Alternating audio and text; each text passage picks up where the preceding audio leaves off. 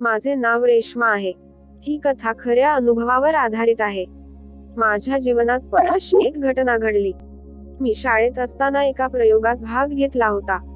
हा शास्त्रीय प्रयोग होता. शाळेत सर्व मुलांना काही ना काही प्रयोग करण्यास सांगितले होते. मोठा कार्यक्रम आयोजित केला होता.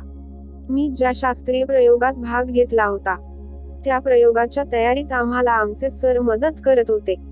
प्रकाश सर आमच्या ग्रुपला मार्गदर्शन देत होते. आम्ही 4 मुली होतो. दर दिवशी दुपारच्या जेवणानंतर आम्ही 4 मुली आणि प्रकाश सर विज्ञान प्रयोगशाळेत भेटत असे. सर खूप मनोरंजक स्वभावाचे होते. ते आमच्याही मोकळ्या मनाने बोलत असे. प्रेमाने आम्हाला प्रयोग बनवण्यात सहकार्य करत होते. काही दिवस उलटले. रोज भेटत असल्याने सरांबरोबर आमची चांगली मैत्री झाली होती. विज्ञान प्रयोगशाळेत आमच्या गप्पा रंगत असे. हळूहळू सरांचा स्वभाव बदलेला आम्हाला जाणवू लागला. एकदा आम्ही सर्व प्रयोगावर गोल बसून काम करत असताना सरांनी बोलता बोलता माझ्या मैत्रिणीचा खांद्यावर मागून हात ठेवला. तिला समजावू लागले ती काय चुका करत आहे. आम्हा चौघींना ते कधी हाताला हात लावत असे, कधी चिकटून बसत असे, तर कधी खांद्यावर हात ठेवून मस्ती करत असे. सर प्रयोगशाळेतून जाताच आम्ही सर कसे चान्स मारत आहेत याबद्दल आम्ही 4 मुली गप्पा मारत हसू लागलो. माझी मैत्रीण सरांचा अभिनय करून दाखवत असे की ते कसे चान्स मारतात. आम्ही मैत्रिणीचा अभिनय पाहून खूप हसलो.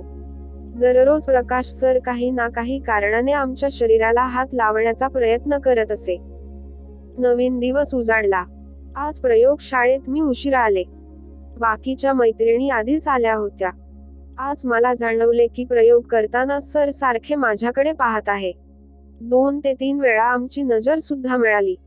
सर वेगळ्याच प्रकारे माझ्या नजरेत नजर टाकून पाहत होते, हसत होते. मैत्रिणी बाजूला होत्या म्हणून मी जास्त लक्ष दिले नाही. आमचे प्रयोगाचे काम सुरूच होते की तेवढ्यात एक मुलगा प्रयोगशाळेत आला आणि सरांना येऊन म्हणाला की 2 मुली आहेत, त्यांना बोलावले आहे बाईंनी. बाईंनी बोलावले म्हणून 2 मैत्रिणी प्रयोगशाळेतून निघून गेल्या. आता मी आणि माझी मैत्रीण आणि सर तिघेच प्रयोगशाळेत होतो. संध्याकाळ होत आली होत. शाळा सुटायला 2 तास होते.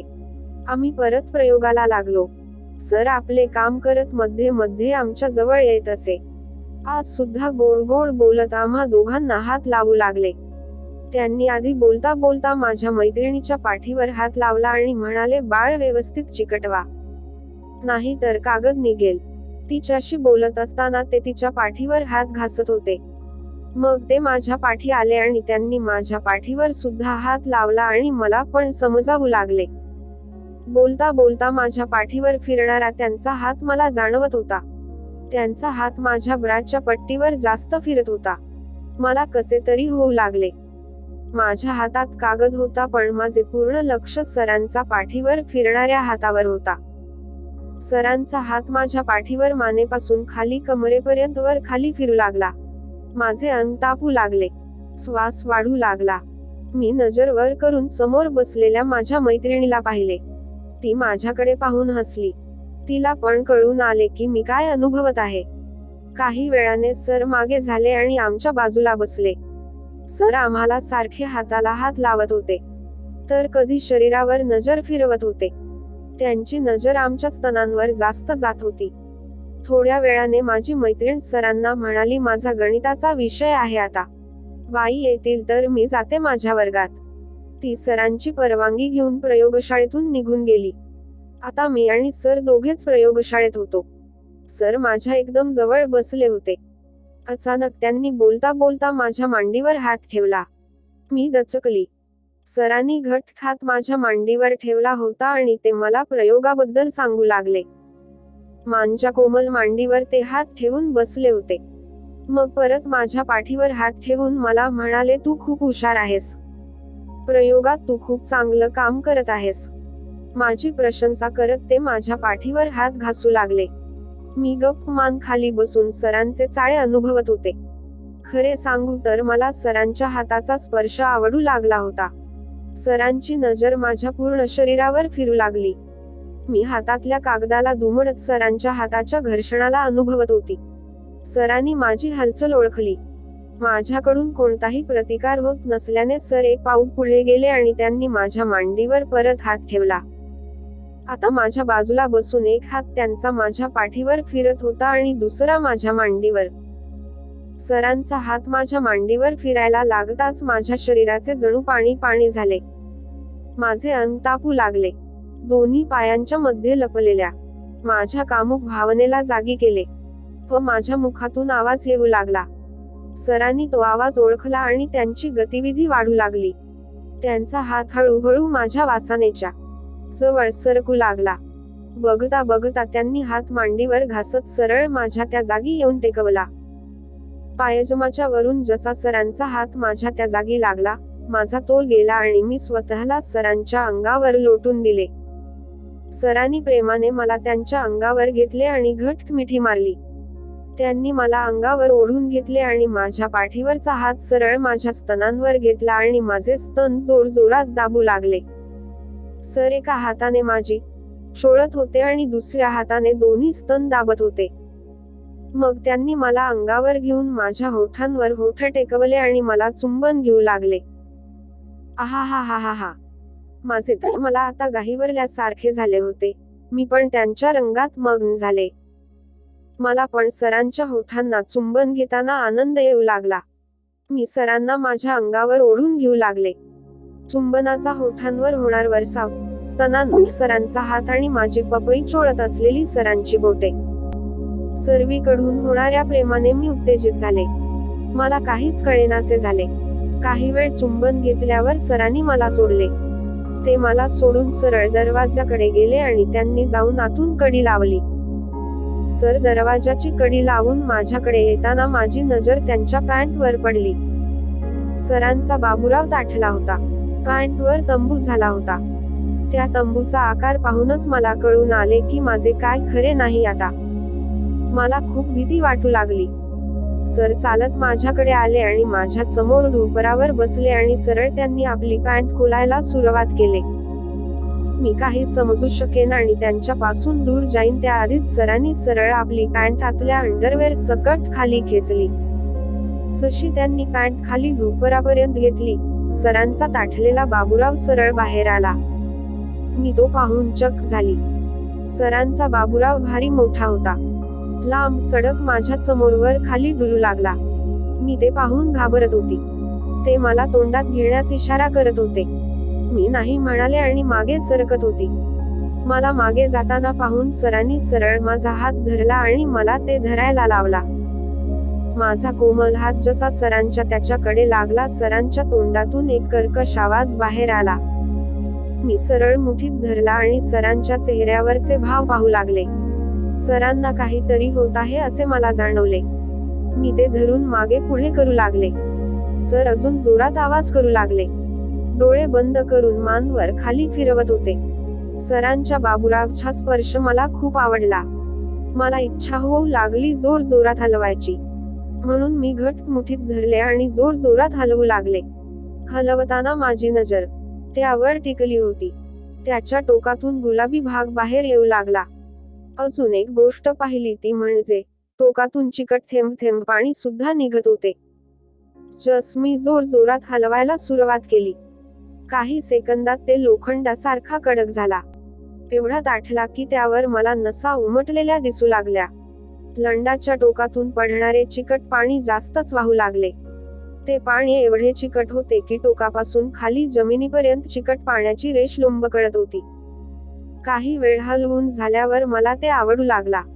मनात मुखात घेण्याची जिज्ञासा जागी झाली.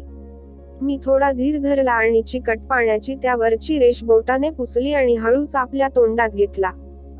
सरांचा मी माझ्या तोंडाच्या आत येताच सर जणू नाचूच लागले. त्यांनी लगेच माझे डोकं धरले आणि स्वतः माझ्या तोंडात धक्का देऊ लागले आणि म्हणू लागले, अहह, बाळ घे पूर्ण आत. मीला जेवढा आत जाईल तेवढे आत घेतले. लंडाला मी आता तोंडात आत बाहेर घेऊ लागले. सरांच्या वाढलेल्या उत्तेजनेने कळून येत होते की माझे तोंडात घेणे त्यांना खूप आवडत आहे. जोर जोरात माझ्या तोंडात आत बाहेर होऊ लागला. सर माझ्या तोंडात आत बाहेर घेत मध्येच तोंडातून बाहेर काढून माझ्या गालावर मारू लागले. चिकटने माझ्या दोन्ही गालावर मारत होते आणि परत तोंडात घालून मागे पुढे धक्के देत होते. काही वेळ असे करून झाल्यावर त्यांनी माझा शाळेचा कुर्ता वर उचलला आणि काढून बाजूला केला. माझा ब्रा पाहताच त्यांनी लगेच तो काढायला लावला. मी ब्रा खोलताच त्यांनी तो बाजूला केला आणि माझे स्तन मोकळे केले. सरांनी स्तन पाहताच मला तिथेच जमिनीवर मागे ढकलून झोपवले आणि सर माझ्या अंगावर चढले. त्यांनी सरळ माझ्या स्तनांवर धाव मारली. निप्पल तोंडात घेऊन स्तन जोर जोरात दाबू लागले. माझे निप्पल चोखू लागले. सर दोन्ही हाताने माझे स्तन दाबत निप्पल चोखत होते. सरांच्या चेहऱ्यावर हवस स्पष्ट दिसत होती. खूप वेळ त्यांनी माझे स्तन दाबून निप्पल चोखून आनंद लुटला. त्यानंतर ते हळूहळू खाली सरकले. त्यांनी माझा पायजमा खाली ओढायला सुरुवात केली. मला कळून आले की आता माझ्या पपईची वेळ आहे. सरांनी पायजमा खेचून खाली काढला. माझी चड्डी पाहत त्यांनी आपले शर्ट बाजूला केला आणि पॅन्ट सुद्धा काढून टाकली. सर पूर्ण ना गडे झाले. मला त्यांच्यात आठलेल्या खाली 2 काळ्या गोट्या डुलताना दिसत होत्या. सरांनी माझ्या मांडीवर आपले तोंड टेकवले आणि चुंबन घेत ते माझ्या चड्डीवर आले. पुचीवर तोंड ठेवून माझ्या चड्डीचा वास घेऊ लागले. मग त्यांनी माझी चड्डी दोन्ही हाताने धरली आणि खेचून खाली काढली. जशी चड्डी निघाली, माझ्या शरीरात जणू थंडी आणि गरमी दोघांचा एकत्र प्रवाह वाहू लागला. मी त्या प्रयोगशाळेत जमिनीवर पूर्ण नागडी झोपली होती आणि खाली माझ्या पपईवर सर आपले तोंड घासत होते. तो क्षण माझ्या डोळ्यात एका फोटोप्रमाणे बसून गेला. मी वरच्या पंख्याला पाहत खाली सरांच्या जिभेचा माझ्या त्या जागी होणार स्पर्श अनुभवत होते, जणू काही स्वर्ग. सर माझी चाटू लागले. त्यांनी माझे पाय फाकवले आणि जीभ माझ्या तिच्यावरून खाली फिरवू लागले. सरांनी जीभ माझ्या पपईच्या दाण्यावर घासायला सुरुवात केली. हा. तिने पण आता पाणी सोडायला सुरुवात केली. सर वेड्यासारखे माझी चाटत होते. त्यांनी काही वेळ चाटून आनंद घेतला. मग ते मागे झाले. मग त्यांनी माझे पाय फाकवले आणि सरळ बाबूराव हातात धरून पपई वर टेकवला. हळूच पपईच्या भुकात ढकलत ते आत घालू लागले. आहा सरळ नाही जाणार, मोठा आहे खूप. पण सर काही ऐकले नाही. त्यांनी धक्के देत सरळ घुसवला आणि माझ्या अंगावर झोपून मला ठोकू लागले. माझ्या आत ते घुसतात मी वेडीच झाली. सरळ मी माझे हात जमिनीवर आपटू लागले. सरांचा मोठा थेट पू घुसला होता. मी खूप ओरडत होती, खूप दुखत होते, पण सर पूर्ण जोश मध्ये माझी घेत होते. दणादण दणके देत सरांनी माझी काढली. त्यानंतर त्यांनी मला उपडी झोपवले आणि माझ्या गाडीचे दर्शन घेतले. माझ्या दोन्ही मोठ्या गोऱ्या बोच्यावर हात ठेवून ते दाबू लागले. अचानक ते माझ्या गाडीवर बसले आणि त्यांनी आपला बाबूराव माझ्या गाडीच्या फटींमध्ये घासायला सुरुवात केले आणि ओरडू लागले. आहा मस्त गाड आहे तुझी. आहा. सर माझ्या नितंबावर घासत असताना असे वाटत होते जणू कोणी केळं घासत आहे. मग सर बाजूला हटले. त्यांनी मला उभे केले आणि मला त्यांच्या टेबलाच्या बाजूला वाकून उभे केले. सर मागे गेले आणि त्यांनी माझी गाड फाकवून त्यात आपले तोंड घातले. माझ्या हात फिरवत चुंबत घेत होते. बोच दाबत मध्येच गांडीवर फटके मारू लागले. मी ओरडू लागले. माझ्या गांडीशी खेळून सरांनी मागून माझ्या पपईवर टेकवला. मग हळूच आत घुसवला. चिकट झालेल्या माझ्या शरीरात हळूहळू आत गेला आणि त्यांनी आपला माझ्या आत पूर्ण आतपर्यंत घुसवला. ते एवढा कडक झाला होता की गच्च बसला. सरांनी मला मागून करायला सुरुवात केले. घासू लागला. माझ्या पाठीवर हात फिरवत माझ्या समोरून घालून मला करू लागले. सर पूर्ण आनंद घेत माझी ठोकत होते. पपई आता पाणी सोडून पूर्ण बाबूराव ओला केला. सर मला करत चालले होते. तेवढ्यात शाळेची घंटा वाजली. ही शेवटची घंटा होती जी शाळा सुटायच्या 15 मिनिटे आधी वाजते. सरांना कळून आले की शाळा सुटणार आहे आता. जशी सरांनी घंटेचा आवाज ऐकला, इथे सरांनी आपला बाबूराव आता माझ्या आत दाबून धरला. माझी कमर दोन्ही हाताने घट धरली आणि सुरू झाले मला कचाकचा करायला. आम्हाला बाहेर मुलांचा गोंगाट ऐकू येऊ लागला. शाळा सुटणार म्हणून गोंधळ सुरू झाला होता. त्या आवाजात इथे मी माझ्या तोंडात कुर्त्याचा कापड घालून स्वतःचा आवाज दाबवायचा प्रयत्न करत होते. सर मागे मला करत चालले होते. त्यांच्या एवढ्या जोरात घासत होता की मी भट्टीप्रमाणे तापली होती. माझ्या पपईने एवढे पाणी सोडले की त्यांचं पूर्ण ओला करून सोडला. दणादण दणके देत सरांनी मला खूप ठोकून काढले. काही वेळाने सरांनी जोराचा श्वास घेतला आणि त्यांचा बाहेर खेचून माझ्या गाडीवर आपले गरम पाणी उडवले. मला गरम पाण्याचा फवारा उडालेला स्पष्ट जाणवला.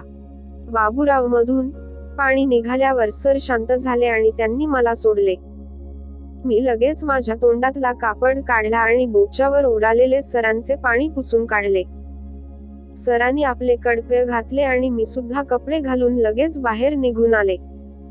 जाऊन सरळ मुलींच्या बाथरूम मध्ये तोंड धुवून घेतले आणि शाळा सुटताच घरी निघून आले.